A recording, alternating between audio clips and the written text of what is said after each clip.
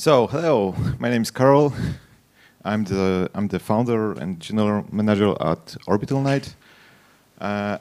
Like Jan said, I'm gonna tell you today about like the big picture. What's free to play about, and the goal of this talk is to give you like the broad knowledge, so that you will always understand why are you doing things that you're doing. So it's good to have like this background knowledge. So, but first of all, just a few words about me and my company. We were founded in 2012. Actually, our first game was a premium title called Star Horizon, and then we did this little game called Kikarino.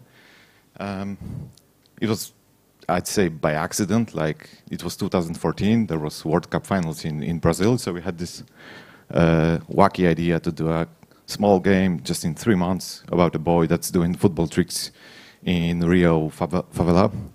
And the game just went crazy, right? Like, when we compared it to Star Horizon, to the premium game, it was like insane, right? And we had plans for sequel for Star Horizon, which we just instantly put into the drawer. So since then, we did updates, we did sequel to Kikarino, and right now we are soft launching 2 more games. One is Blocky Night, and the other one is Candy Patrol. So, why would you want to know anything about free-to-play? Like, let's start with this question. So, first of all, and I'm saying this because Digital Dragons is a bit more premium-oriented, and you might not know it. Like, free-to-play is king right now. It's on mobile, it's like 90% of revenues. But the interesting thing is it's taking over PC market also, right? And you just cannot simply ignore that fact. Other thing that I want to cross out really early is the pay-to-win aspect. Like, we have this like bad adjective added to free-to-play, and this is something that really bugs me, because when you do a pay-to-win game, it's not going to work. So we will talk about this later. And to give you some examples, like, there are really cool games like that do the free-to-play really right. And what's interesting, like Fortnite, like in the first version of my presentation, Fortnite wasn't here. It just like went crazy just a couple months ago. And what's interesting when you compare Fortnite to PUBG, like, does anybody remember PUBG anymore? Right? When you look at Google Trends and see where's Fortnite, where's PUBG, like it's a massive difference, and it's mostly because of the free-to-play model. So there's also this thing, right?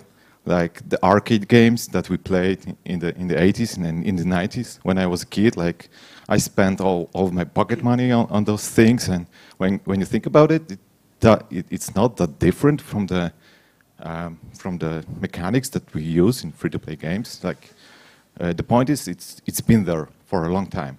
And also, did you play Magic the Gathering? Right?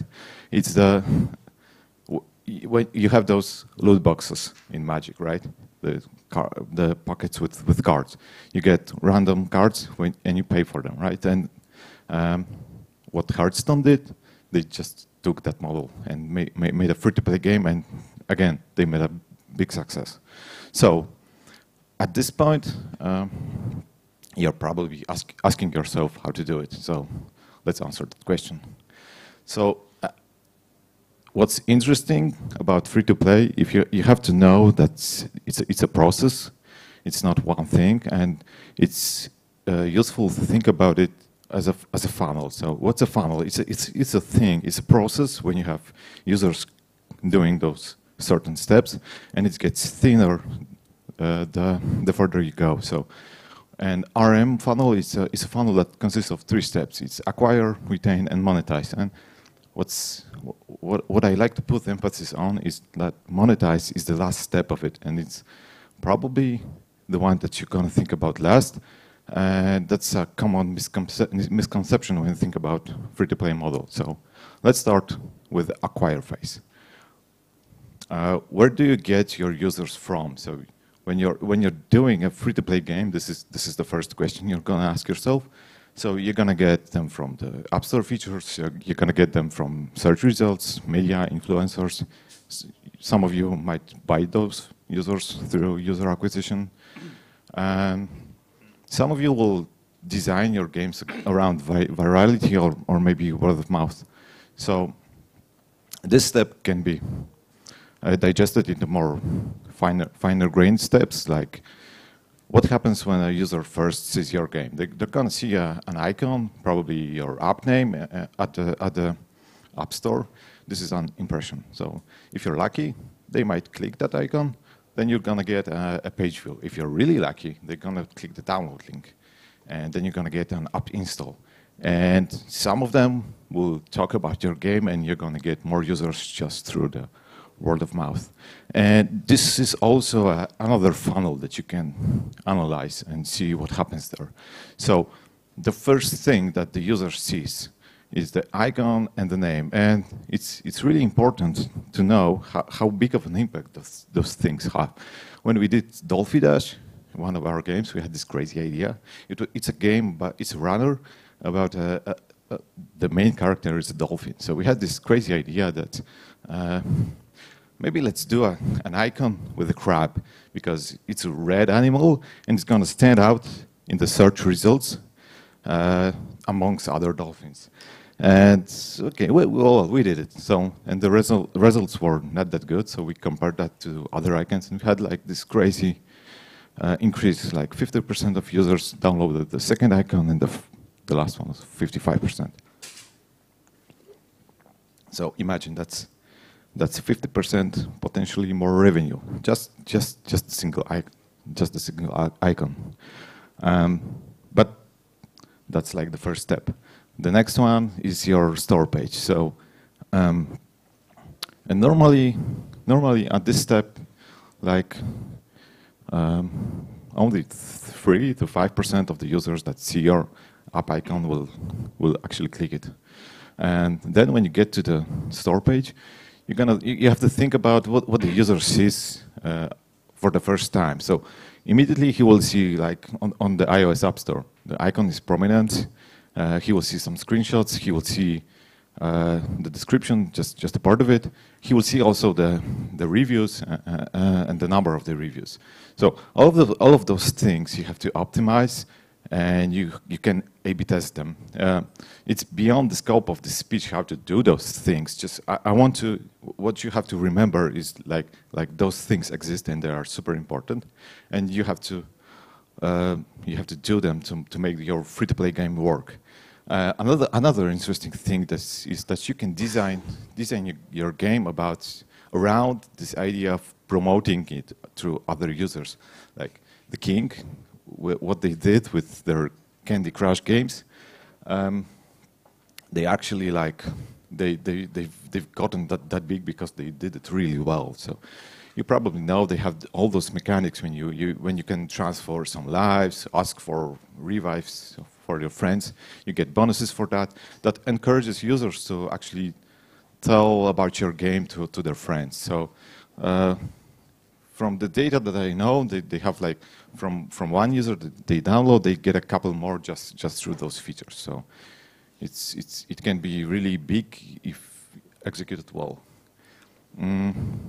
There's also in the acquisition space, there's like much more to talk about, like optimizing your store page, optimizing for certain keywords.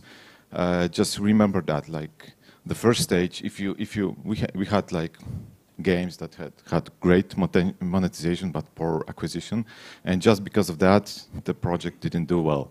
So that's the first step. It's beyond the speech to talk about it more. Let's move on to retention, because that's the funny stuff. So another funnel, right?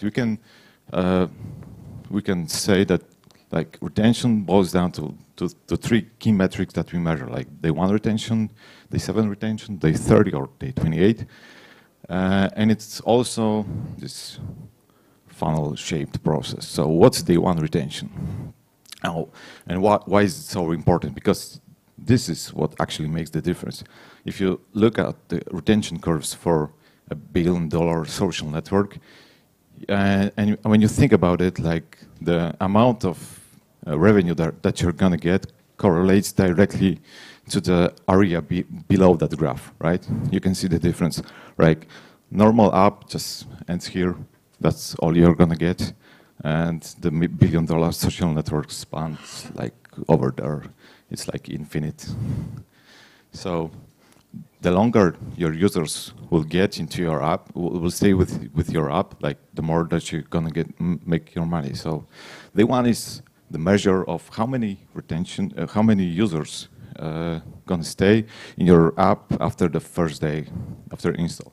So like it measures like the first impression of your game. So we can divide it into more steps, like what the users will install your app at the beginning. Then there's going to be some kind of first interaction. And probably the first thing that you're going to do, if you're going to do some tutorial, just to tell them what's your game about. And that's probably most of the stuff that you're going to do during the first day. And it's useful to build in your analytics tool a funnel that measures those certain steps, and that it's other funnel just from Unity Analytics. And it's an example of a funnel that we did, again, for Dolphy Dash. And what's interesting here, that you see that big drop over between this step and this one. And this is the thing that you're looking for. Like when you're doing those funnels in analytics, you're looking for like those big drops, because those are the places that you did something wrong and that you have to optimize. This is the place where you're going to get the biggest gains. So when, yeah, this is actual data from Dolphy Dash. So, and this is how it looks like right now.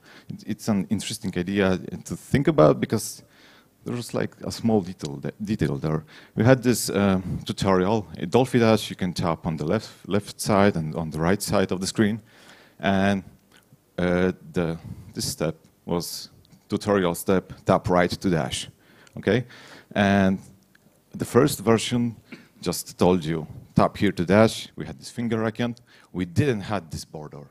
And what we had also, we had this animation of a dolphin that's dashing from left to right at the center of the screen. And when we saw people playing the game, we saw a couple of people doing the swipes. They just didn't read the text.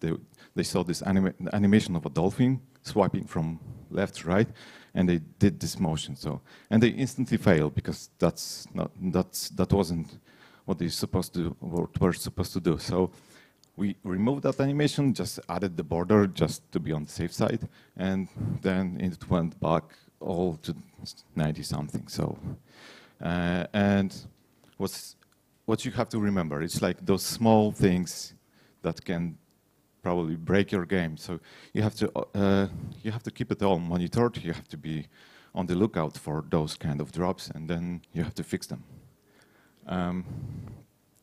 Also, what you have to remember, some tips about onboarding. People on mobile don't like to read. It's best to make them learn by doing. You have to mind the short attention span. And when you're doing onboarding, you have to also remember that you should be showing them one thing at a time. It's due to the short attention span, but also it makes it easier for you to measure stuff. When you're doing an onboarding step and you're showing like 2 things at a time, and you have a drop there, you don't know which of those things caused the drop. So it's best to like keep them separated. And also, yeah, crashes and bugs, like this one might be overlooked, but it can like also destroy your retention. When you have crashes at the startup, like most of the people will drop your game and you don't know why. So there's a tool called Crashlytics. Use it. It's free. Yeah, we love free stuff. And Crashlytics is awesome because it can also tell you like the context of the crash. You can log some stuff like And when you have a crash, you don't get just the information about the crash, but you also get the logs and you see the context where it happened. So use it. Monitor the stability of your app because it can have a great impact on your day one retention. So when you're lucky and you have like 40% something day one retention, that's good. That's what's agreed upon. That's a good metric. Then you will move on to optimizing the day 7 phase. So it's a measure of basically of your core mechanics, right? So after the tutorial, the onboarding phase, people will start to interact with your game. And if you have crappy day 7, that means your game sucks, probably. So basically, to put it in simple words, it's how good is your game. And what you can do about it, you measure it in the same way as day 1. You can build a funnel, but the steps that you're going to build are going to be more finer. So you will build some kind of progression indicator, like the level that player did, like the number of experience points he collected. That depends on your game, but you get the idea. And you're going to build a funnel around that. And again, you will look for drops there, see where people drop out. If the worst case scenario is when you have like this kind of curve without any drops, it means that like there's something at the core wrong with your game if your KPIs are not good enough. But the good thing, if you have those drops, that's actually a good thing because you know where to look to fix things. And what's interesting to know about, like, it's the concept of the core loop. In free to play in mobile, we have this concept of a loop when user does some things repeatedly. So the simplest form of a loop is like kill monsters, get reward, upgrade, and then kill monsters, and then upgrade, and so on and so forth.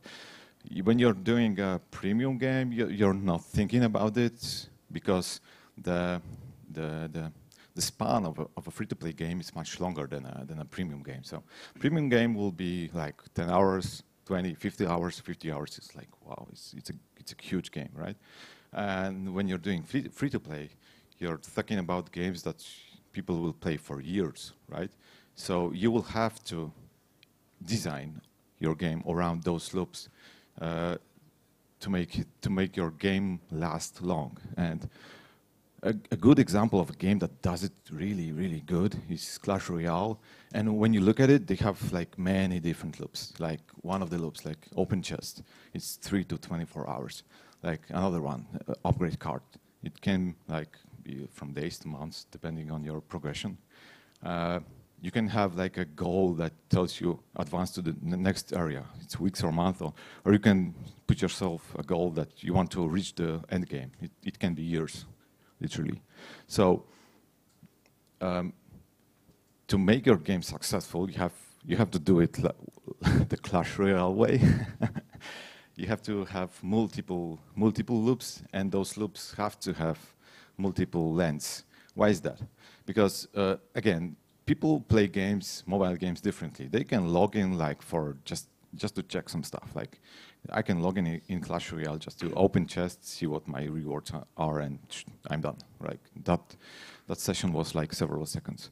I can like play one game that's like 3 to 4 minutes. It's okay.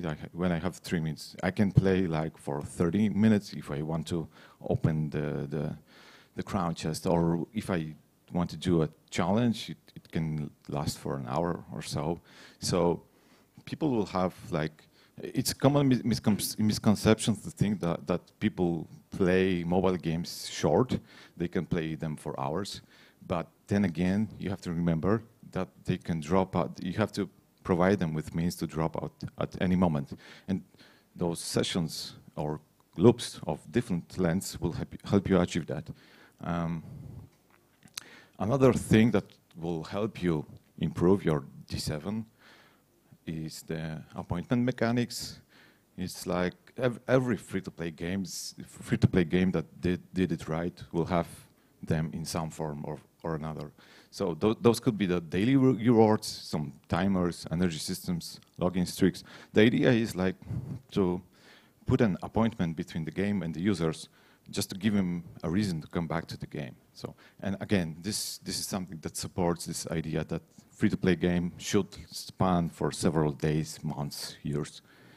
And those won't work if they are not meaningful. And by making them meaningful is the best way to make them meaningful is that such an appointment will close a meaningful loop of the games or help the user reach a certain goal. So again, the chest timer from Clash Royale is really meaningful because when you want to upgrade your cards, you're gonna need to open those chests, and you're just anticipating those cards. So it's really well designed. This one is really powerful. The competition and social aspects of the game, like the again Clash Royale, because I did like analyze this game to death. They have this clan aspect. So, and how clans drive retention in Clash Royale? They have this. The best way to get cards in Clash Royale is through requesting them from your clan mates. So the bigger the clan, the more likely you're gonna get the cards that you want, and this gives you a reason to again, invite people into your clan and then tell them, hey, dude, you have to log into the game just to donate those cards because I need them. And this is the social aspect, the social pressure is a really, really good thing, and that drives games that do it well to like high retention levels. Again, PvP aspect, it's also better to kick somebody's ass, not the computer. Again, it drives retention. Time-limited events.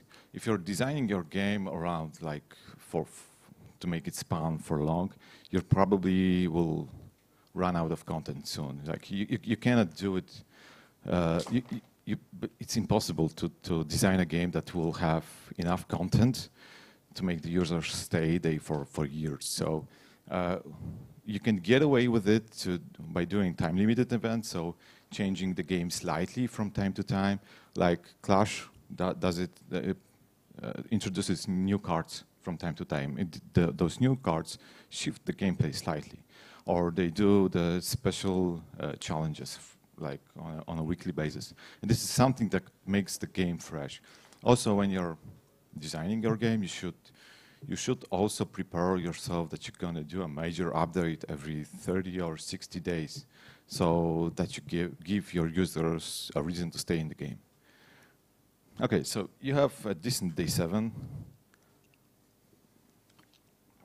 And it's agreed upon that decent means like something in the range of 20%.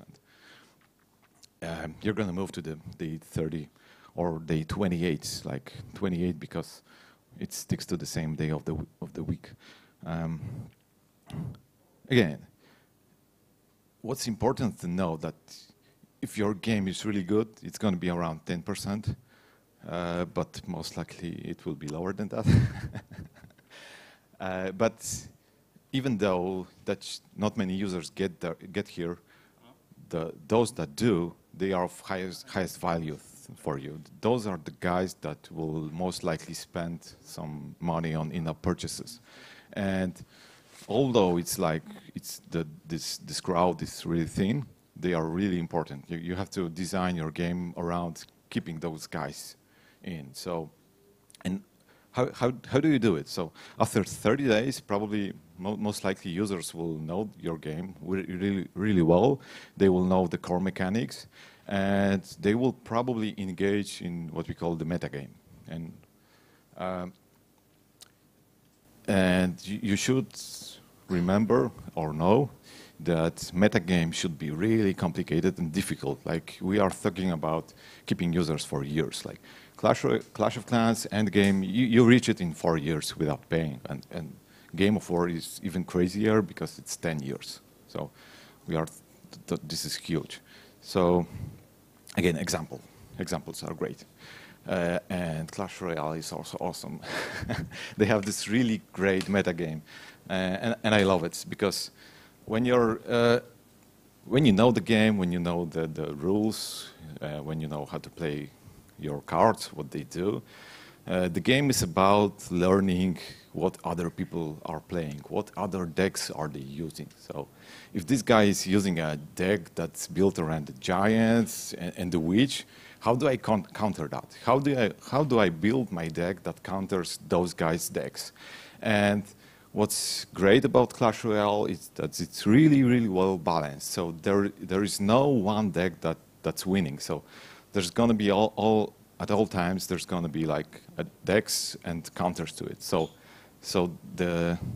when you're like in the metagame phase, the game is about observing what other people play and figuring out what decks should I be using to counter that. And what really works for Clash Royale, that it's constantly shifting, because like when some people play deck A and other people will play deck B just to counter that, there's going to be people that will play deck C to counter deck B, and it's constantly moving. And when Supercell introduces new cards from time to time, they will even like disrupt this balance a bit more and make the game more interesting. So, and this aspect of the game, this is what drives money for Clash Royale. I don't know if you're aware, but like the biggest source of revenue for Clash Royale is not actually the gem spent on opening chests. It's the spent on the coins for upgrading cards. So people that, and when you, I don't know if you reached it, like when you upgrade your card to level 12, and to make it like level 13, you need like massive amounts of gold. And at that stage, you're gonna get enough cards, but not enough gold. And this is like, and that's good because that's good from the design standpoint, because at this phase, you're hooked into the game. It's your hobby, because when you reach level 12, you spend probably several months, maybe a year into the game. Okay, so you have decent retention. How to make money out of the game? That's the question. So, and that's like the thinnest part of the funnel. Like, if you're really good, you're gonna have like 2 or 3% conversion of your game. Like that means, like the crowd. For one of our games, like we had several millions of impressions on the store. Then maybe a couple million of people actually downloaded the game, and then you have like a couple of percent of those people that downloaded the game actually monetize. So you have to think about it like, and that's the reason that I'm putting monetization last, because when you fail at those steps before monetization, not many people will get here. So that's why it's really important. And when you do your retention right, probably monetization won't be that hard. So again, it's important to know that you have different strategies. Like when you have different games, different KPIs for your games. Like when you compare the casual or mid-core or even hardcore games, casual games will have like this wide appeal. Like millions of users will download their games, but then again, they won't have great retention, and not many people will get to the day 30 stage. So you will have to design your monetization differently for that game compared to like Clash Royale, which has narrower appeal, but actually those that download the game will probably retain longer.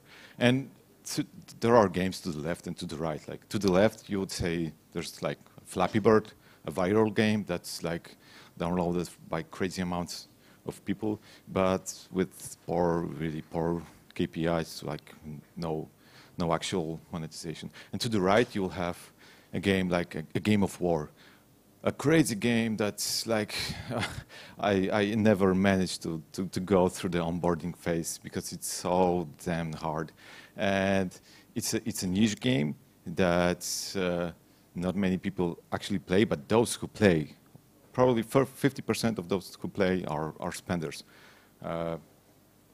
and you design those games differently. You have to know your base KPIs and adjust your monetization strategy accordingly. So the first thing, and if you're an indie developer, this is where you will go most probably, you will monetize your games through ads. It's a good fit for simple and casual games, like because you can monetize your users right away. A common misconception is that you won't earn enough money through ads. Actually you can cross your road. I don't know what are the figures now, but sometime like 2 years ago, I heard that they made $10 million out of Unity ads alone. Rodeo, Stampede, Bowmasters, again, those are examples of games that do really well with ads. What you have to know that interstitial ads, like those that you force on your users, can affect your retention. But then again, the impacts might not be that big that you might imagine. Just you have to measure it. And rewarded ads can cannibalize your conversion, so you have to use them with caution. Again, a pro tip: you will want to use a mediator because not one network will fill your inventory in 100%. So you will have to use a couple of them, and probably you don't want to build the solution yourself. Just use one of the third parties. Again, it's because also the CPM, so the cost per mile, will fluctuate for network. Like some networks will be better in the States, some networks will be better in Brazil, and you want to like figure out what's the best fit for your traffic. That's an interesting example of how to optimize the rewarded placement. When we did Dolphy Dash for the first version, we had this spinning wheel, and the users were allowed to spin the wheel only after they watched a rewarded ad. And that placement did really poorly. I think it was the worst placement in the game. So we took notice and thought how to improve on that. So what we changed is we allowed the users to spin the wheel without the need to watch an ad. They had this timer. Every 3 hours you got one free spin. So it's an appointment mechanic. And after that, when you got the reward, we added a double the reward through ads button. And this had like a crazy impact. Like from the displacement turned out to be from the worst to the best. It had like went up of 300%. So again, the takeaway is you have to measure that stuff. When you see that something is not performing, just figure out what can be improved. And the other option is to monetize through in-app. This is really hard. It's called the whale hunting. You probably heard this. And this is really interesting. Whales are those people that spend like the crazy amount of money on games. And we are talking about tens of thousands of dollars. And it's easily explained on the music industry. So music industry is in not good shape right now. And why is that? Because like they had this crowd of people that most of the people didn't want to pay for music. And there was some portion of the crowd that wanted to pay, let's say, $100 for a record. And what they did, they've put a flat price of $10 per record. And what happened? They got only 10% of the potential revenues. So, and when you think about it, the premium model of games is kind of in a similar way. So you have like those vast amount of people that don't want to pay anything. You have quite some people that would likely pay more than $60 per game. Like those are the guys that buy the collector's editions and all that stuff. And this is where free-to-play has a big advantage over the premium model, because free-to-play caters to all of those users. Like we have a way to provide some stuff for the freeloaders, and we have some ways to provide some stuff for the whales. Um,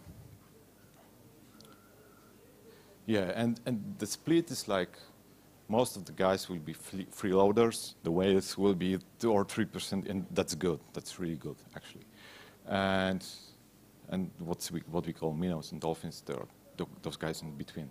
But the key takeaway is what you have to remember, that when you design your game, you have to design it in a way that allows the game to be played freely, like forever, and at the same time, your game has to allow to spend unlimited amounts of money. And this is why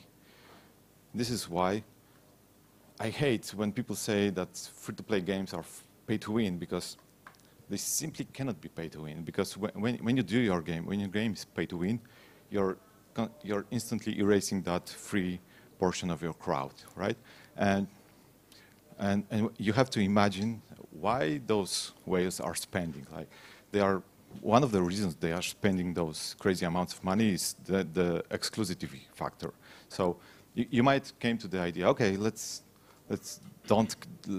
maybe we shouldn't care about the freeloaders. Let's build our game around whales only, right? But then again, if your game consists only of whales, they won't be exclusive anymore, right? They want to be on the top. So, and another factor is, I know of a game that the person that was the biggest spender, like a guy that was spending literally tens of thousands of dollars, became a spender only after playing the game for 2 years. So when you have this freeloader crowd, you don't know which one of those guys will become a whale. So you have to take care of both of them, and you have to respect your free crowd, and as much as you're respecting your whales. And that's why it bugs me when somebody says that free-to-play games are pay-to-win. Of course, some of them are, but they won't be successful. Like Mario, the runner, which had like this payment wall. When you think about the figures, they are nice, but they would make much more if the game was actually a free-to-play game. Okay, so that's mostly it.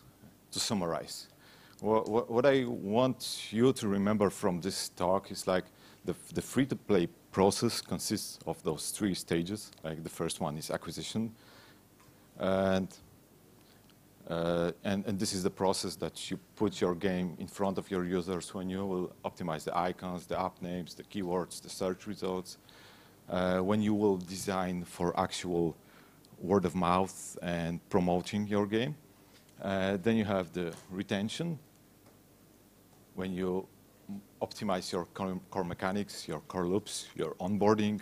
Onboarding is really important because like that's the phase of the game that most people will see. Like, and you will put probably most of your a big amounts of your budget into that. And last one is monetization. And the most important thing to remember is like only the game will be successful only when it's successful in all those 3 areas. So you cannot ignore any of them. And that's how you make free-to-play. So I think the time is good. If you have questions, I'll be happy to answer them.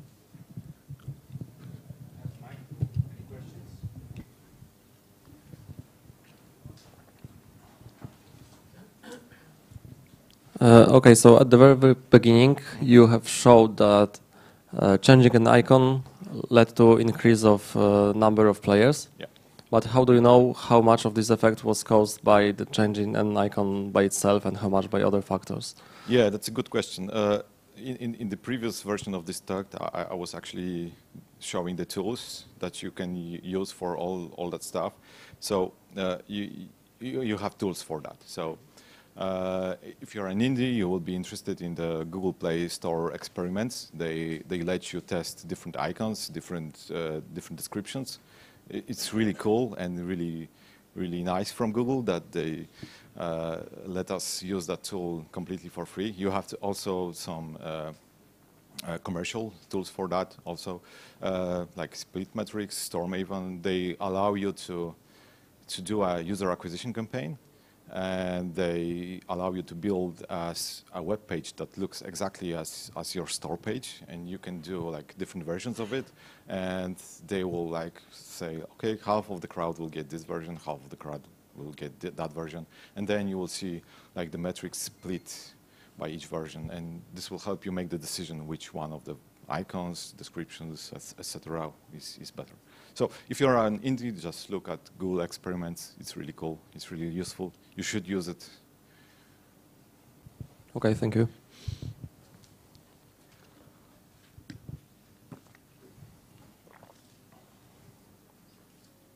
Any more questions? No?